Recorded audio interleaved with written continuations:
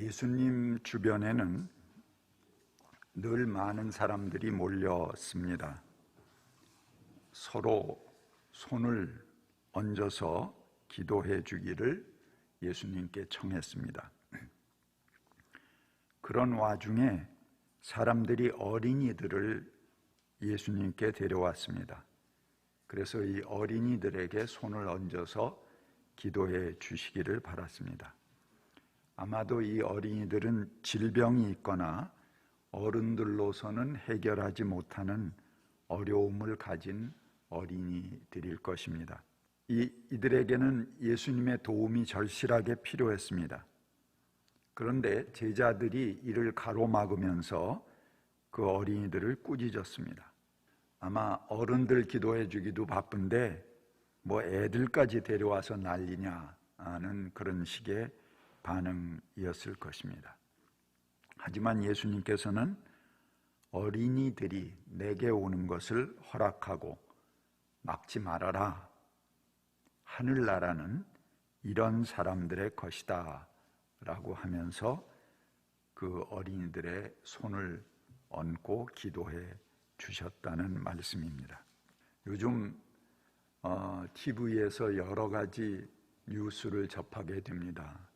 아주 어린이들에 대해서 잔혹한 행위를 한 그런 끔찍한 이야기들입니다.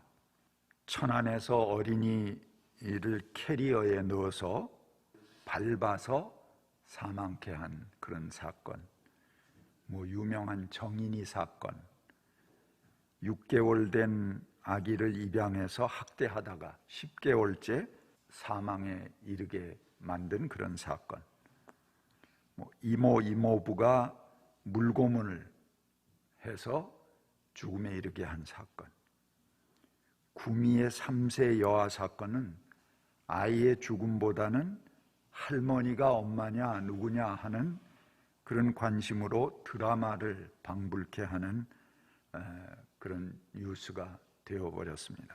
이 모든 사건들은 어린이들, 아이를 소유물로 여기는 데서 옵니다. 요즘 이런 사건들이 자꾸 보도되는 것은 전에는 보도조차 안 됐던 것이죠. 수많은 그런 사건들이 있었을 것입니다.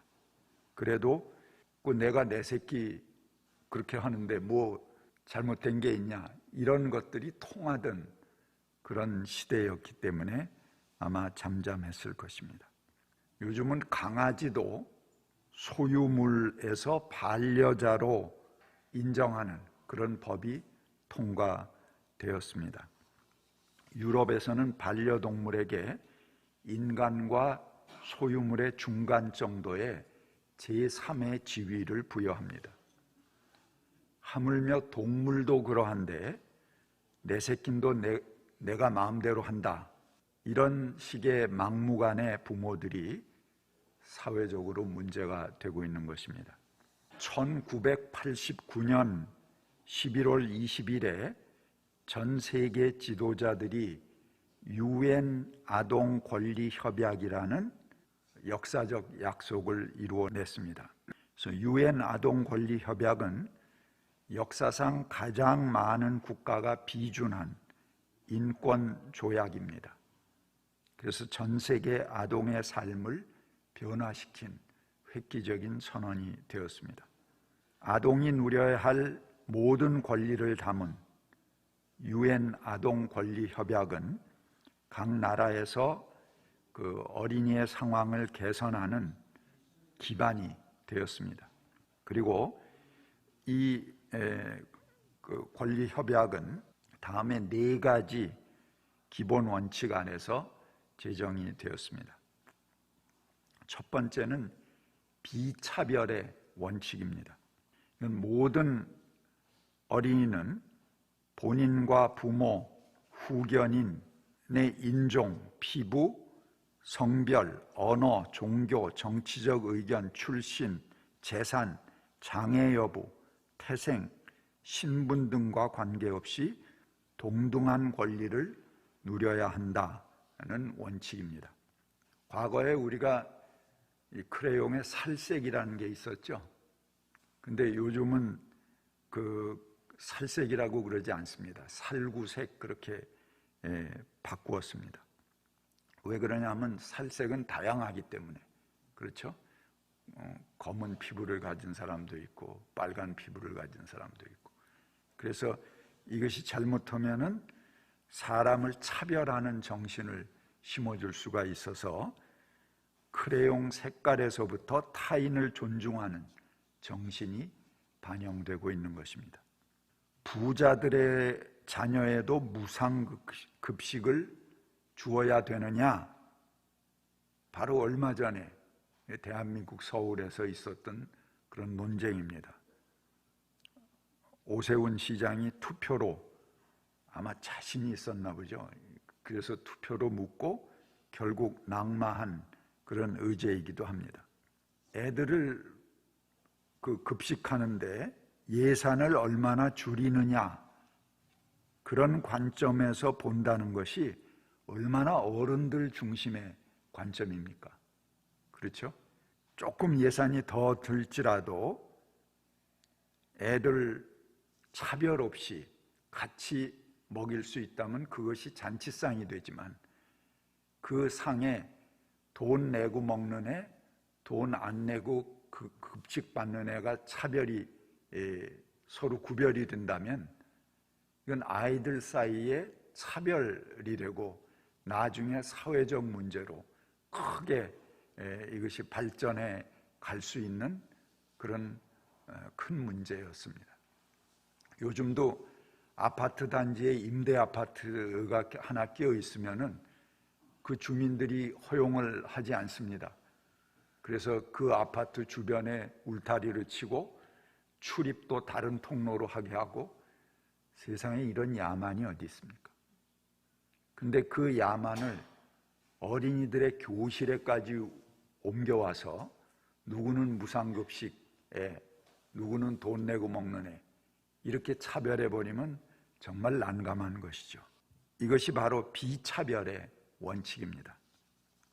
두 번째는 아동 최선의 이익의 원칙입니다. 뭐든지 어린이 아동들의 권리, 그들의 이익을 최선으로 하는 원칙, 어린이와 관계된 그런 문제에 있어서는 그것이 적용되어야 한다는 것입니다. 이 헌장의 시행을 위해서 세부 조항이 53조까지 여러 가지 실천 조항들이 있습니다. 그 중에 제7조에 보면 이렇게 나옵니다. 아동은 출생 후 즉시 등록되어야 하며 이름과 국적을 가져야 하며, 이렇게 나옵니다. 미국은 속지주의의 원칙을 가지고 있기 때문에 이런 원칙에 의해서 해외 원정 출장, 미국에 가서 애를 낳는 거죠. 그러면 바로 즉시 시민권자가 되는 점을 이용하기도 합니다. 또 제9조에 보면은 부모의 이혼을 결정할 때도 어린이의 이익을 우선적으로 고려하도록 그렇게 되어 있습니다. 그래서 사법당국이 부모와의 분리가 아동에게 최선의 이익이 된다고 결정한 경우에만 이혼을 허락하도록 그렇게 이 헌장은 규정하고 있는 것입니다. 세 번째는 생존과 발달의 권리입니다. 어린이는 좋은 교육을 받을 권리가 있습니다. 그리고 자기의 발달을 위해서 자기의 취미생활, 여가생활을 누릴 권리를 갖습니다. 어린이들은 자기가 가진 능력을 충분히 발달시킬 권리가 있고, 어른들은 이를 돕고 존중해야 된다는 그런 원칙입니다. 네 번째 원칙은 아동 의견 존중의 원칙입니다. 아동은 자신의 잠재 능력을 최대한 발휘할 수 있도록 적절한 사회 활동에 참여할 기회를 가질 권리가 있습니다. 그러니까 애들이 촛불 시위에도 나오고 그건 부모 따라 나온 게 아닙니다. 아이들의 자발적인 권리 행사입니다. 자신의 생활에 영향을 주는 일에 의견을 말할 수 있어야 합니다. 그 의견이 또 존중되어야 합니다. 단지 아이들이 보호받는 대상이 아니라 적극적으로 자신의 의지를 표현하고 참여할 참여권이라는 권리로 나타나게 됩니다. 제가 잠시 후에 그 영화 이야기를 하나 드릴 텐데요. 그 영화는 어린이의 시각에서 만들어진 영화이고, 거기에 바로 이 어린이들이 자기의 의사를 반영해 나가는 과정, 어린이들의 참여권에 아주 잘 반영되어 있는 그런 영화이기도 합니다.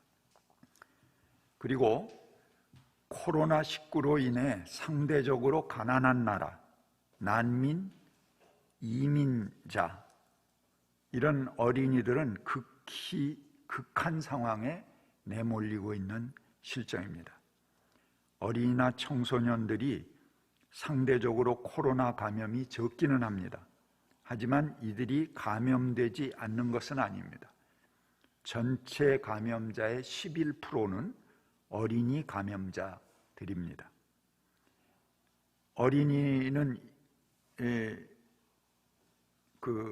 사망하지 않는다, 그것도 아닙니다. 어린이 중에도 기저질환이 있거나 영양 상태가 좋지 않은 어린이들은 어른들과 마찬가지로 사망에 이르는 사례들이 많이 나오고 있습니다. 어제 제가 교우방에 이 영화를 보세요 그러고 올렸는데 혹시 보신 분 계세요? 예, 오늘 보실 거예요. 예. 윤가은 감독의 우리 집이라는 그런 영화입니다. 이 윤가은 감독은 여성 감독인데 아주 젊은 여성 감독이죠. 봉준호 감독이 세계에서 주목할 만한 20인의 세계 감독을 쫙 열거했습니다. 근데 아마 거기 유일하게 우리 한국 감독으로 지목이 된 그런 분이십니다. 우리 집이라는 영화인데요, 어린이의 시선으로 만들어진 영화입니다. 그리고 두 어린이 가정에서 벌어지는 문제를 역시 어린이다운 방식으로 해결해 나가는 그런 영화입니다. 어린이들이 단지 보호의 대상이 아니라 적극적으로 자기들 가정 문제에 참여해서 해결해 나가는 어린이들의 참여권, 아까 그 헌장에 있는 중요한 권리죠. 그 참여권, 자기 의사를 반영하는 권리를 보여주는 영화입니다. 이들의 방식이 어른의 세계에도 먹히는가 하는 것은 별도입니다. 나름대로 문제 해결에 참여하는 어린이들의 간절함이 영화를 보는 사람들에게 큰 공감을 일으켜 가는 그런, 보는 사람이 다 이 어린이의 마음이 돼서 참 안타까움을 갖는 그런 감동적인 영화입니다. 영화의 시작은 하나라는 이름의 어린이 주인공, 아주 선하게 생긴 애예요. 근데 걔 얼굴이 크게 화면에 전반에 잡히면서 시작됩니다.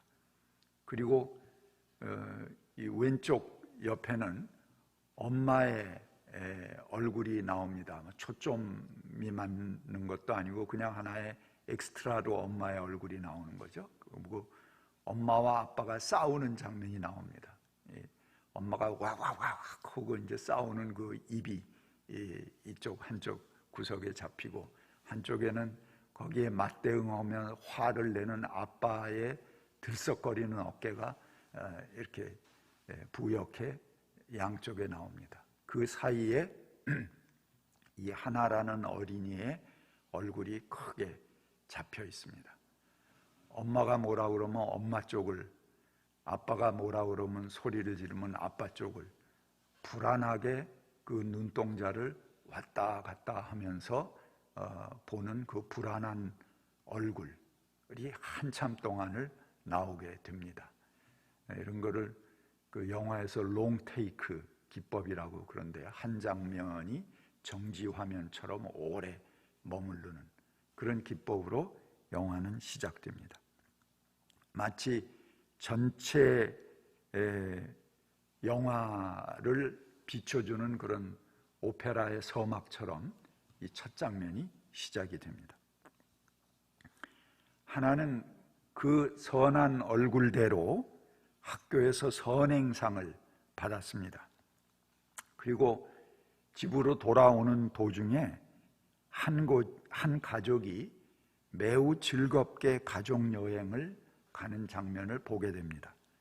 그리고 하나는 나름대로 가족여행을 해야겠구나 하는 생각을 하게 됩니다. 그 엄마 아빠를 화해시키는 그런 계기를 만들어야겠다고 생각을 한 거죠. 그래서 하나가 엄마와 아빠에게 내가 상 받았으니까 나한테 무슨 상을 줄래? 내 소원이 있는데 들어줄래? 그러면서 가족여행을 가자는 걸 제안합니다. 그렇지만 부모 모두 양쪽이 핑계를 대면서 냉담합니다. 하나는 방학 숙제로 받은 그런 그 요리책 만들기를 아주 열심히 합니다. 그것은 직장일로 바쁘게 다니는 엄마를 대신해서 자신이 요리를 해갖고 집안 식구들을 화목한 밥상으로 초청하기 위한 것입니다. 그래서 본인이 요리하는 것이 이 가족의 화목을, 평화로운 가족을 만드는 데 도움이 된다고 생각을 해서 굉장히 열심히 그 노트를 만들어가면서 요리책을 작성을 합니다. 우연히 아빠 전화가 울려서 받았는데 주대리라고 하는 여성이 큰 소리로 오빠 왜 이렇게 전화를 안 받아? 그러면서 그 재촉하는 음성을 들었습니다. 하나는 놀라서 그 전화기를 숨깁니다. 그 와중에 엄마는 독일로 출장을 간다고 합니다. 하나가 또 걱정을 합니다. 엄마가 없으면 어떻게 하는가?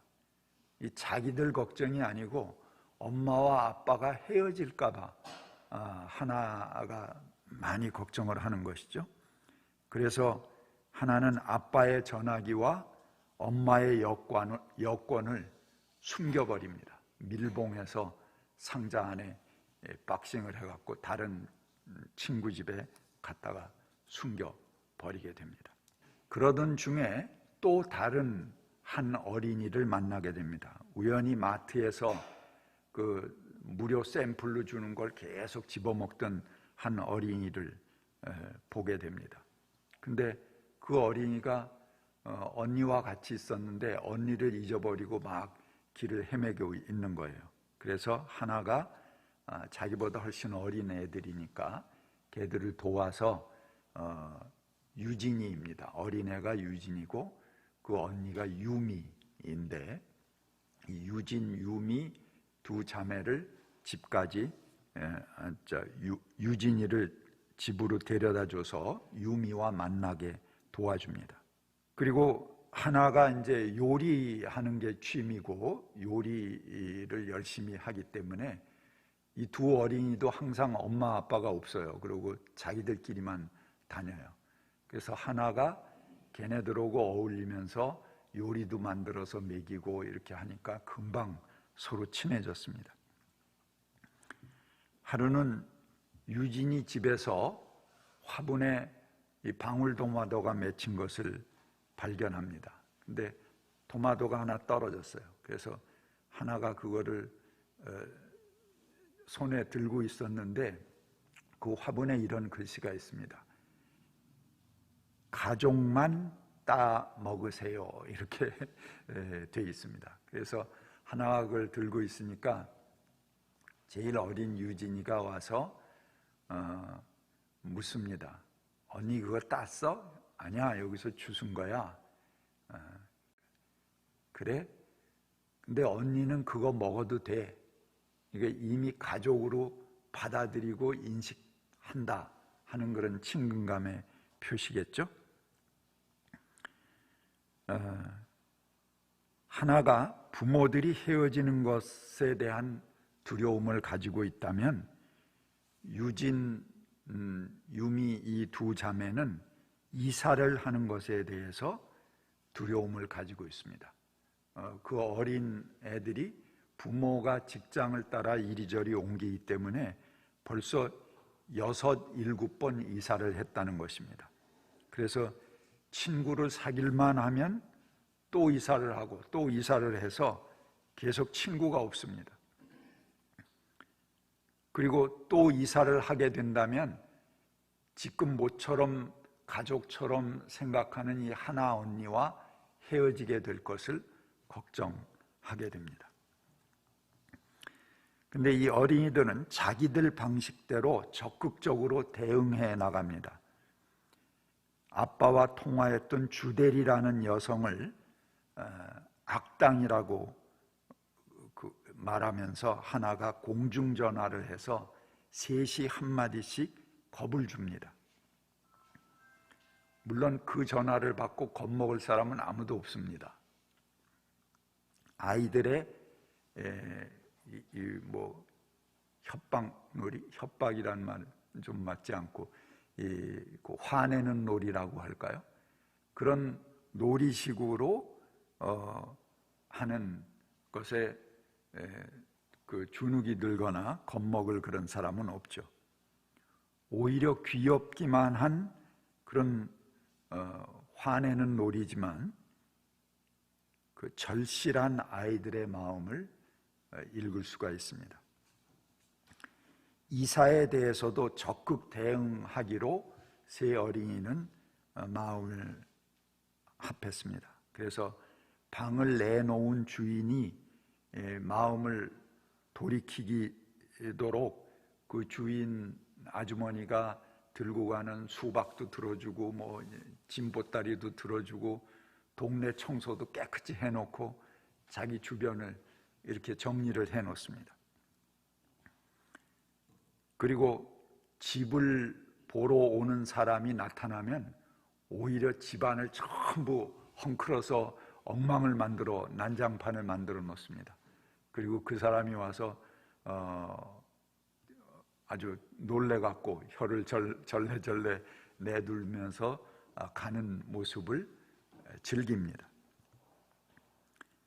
그리고 또 다른 사람이 와서 방은 따뜻하냐 이렇게 물으면 이 방 엄청 추워요 이렇게 얘기하고, 여름엔 시원해요 그러면 이 방 여름엔 푹푹 쪄요 막 이렇게 답을 해줍니다. 벌레는 없어요 그러면 여기 바퀴에 개미에 별벌레들이 다 나와요 뭐 이런 식으로 해서 집을 보러 오는 사람들을 전부 내쫓아 버립니다. 주인 아주머니는 이 어린이들을 그래서 미워하게 됩니다. 아이들은 그런 와중에 상자를 모아서 자기들이 바라는 집을 만듭니다. 그리고 그 집 창문에 엄마도 그리고 아빠도 그리고 그 머리 위에는 하트 뿅뿅도 이렇게 날려서 그려놓고 그리고 그 계란판으로 지붕도 만들고 거기에 예쁜 색칠도 하고 그런 복층집을 아주 그럴듯하게 만들어 놓기도 했습니다. 하나의 염원이 통했는지 가족 여행에 냉담하던 엄마 아빠가 갑자기 가족 여행을 하자고 제안을 합니다. 하나는 몹시 기뻤습니다.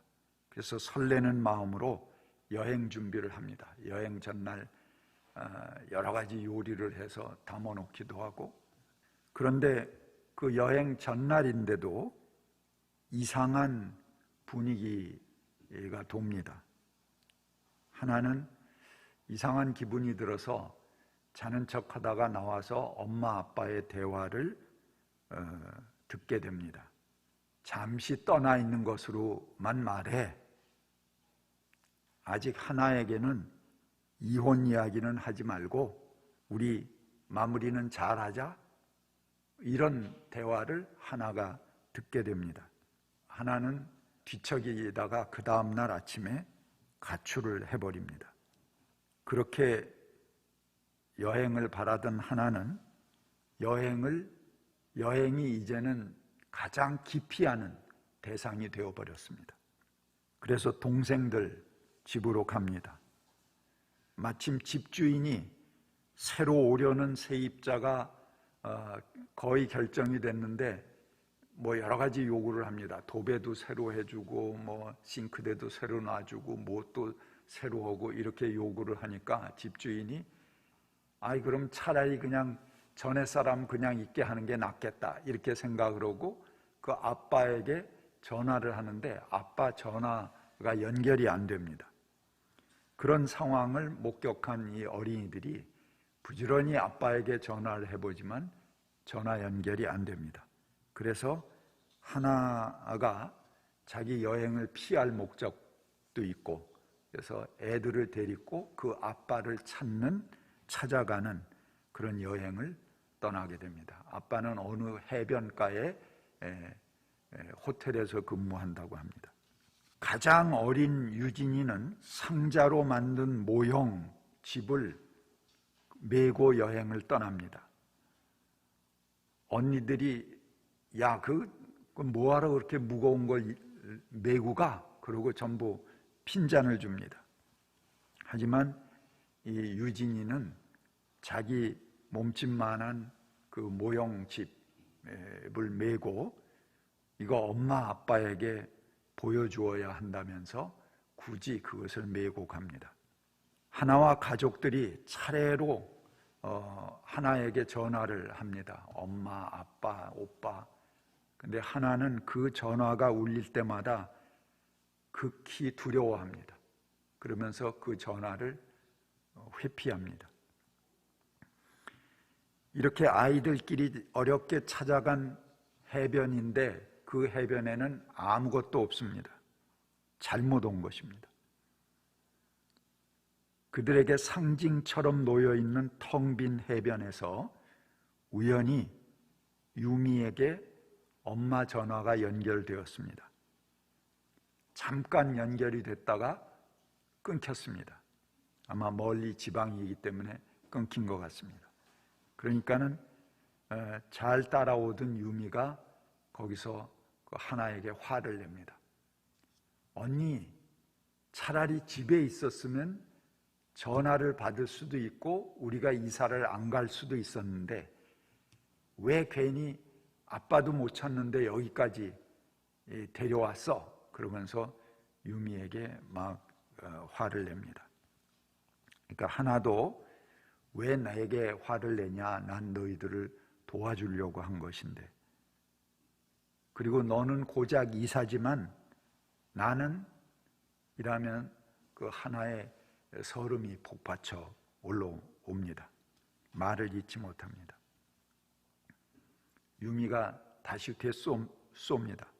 언니, 이사 다녀봤어? 계속 모르는 동네, 친구도 하나도 없고. 유미가 큰 소리로 따지자 하나가 울먹입니다. 그래도 넌 엄마 아빠랑 살 수 있잖아. 맨날 얼굴도 보고 밥도 같이 먹고. 나는 엄마 아빠도 어떻게 될지도 모르고.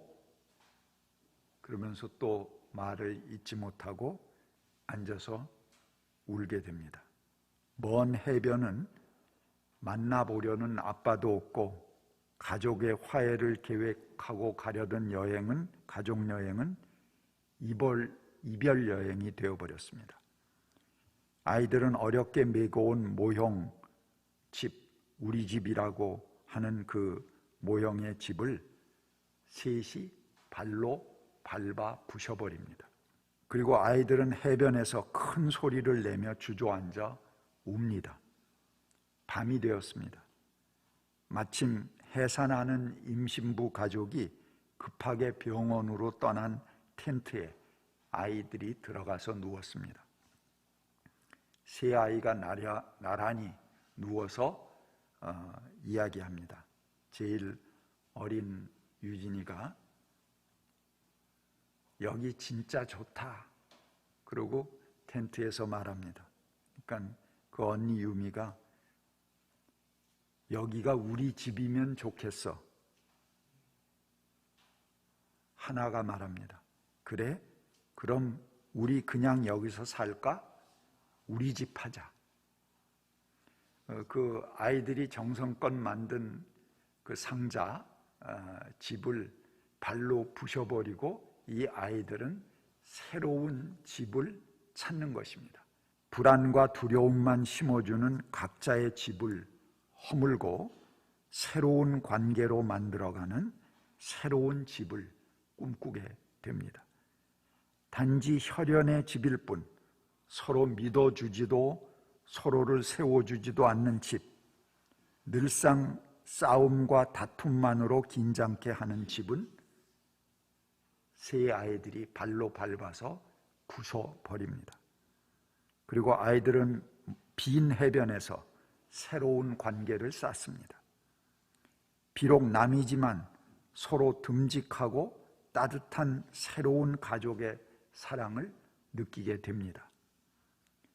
텅 빈 해변은 비어있는 것만은 아니었습니다.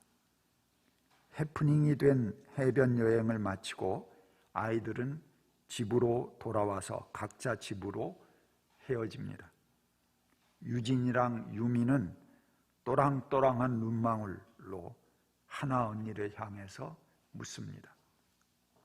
언니, 계속 우리 언니 해줄 거야? 하나 언니, 우리가 이사 가도 언니는 계속 우리 언니 해줄 거지?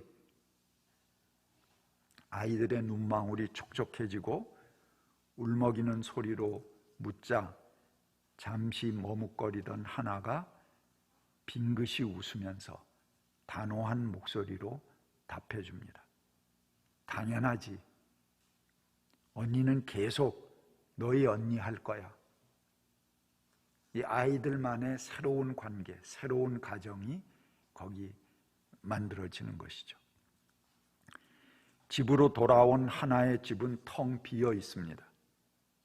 하나는 하나의 요리 5학년 3반 이하나라고 표지가 된 책을 펼쳐들고 요리를 시작합니다. 요리가 끝날 무렵에 가출한 하나를 찾으려고 나갔던 가족들이 돌아왔습니다. 어디 갔었냐며 너를 찾아 경찰서에도 신고하고 얼마나 돌아다닌 줄 아냐고 따지는 오빠를 엄마가 하나의 그 비상한 눈빛을 읽고 주저앉힙니다.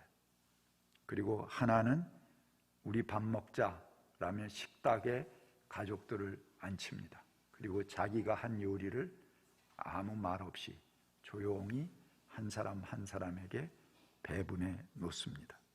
침묵의 밥상에서 하나는 마지막 대사를 날리고 그 영화는 종영됩니다.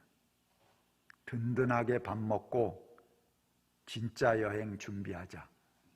이게 마지막 대사입니다.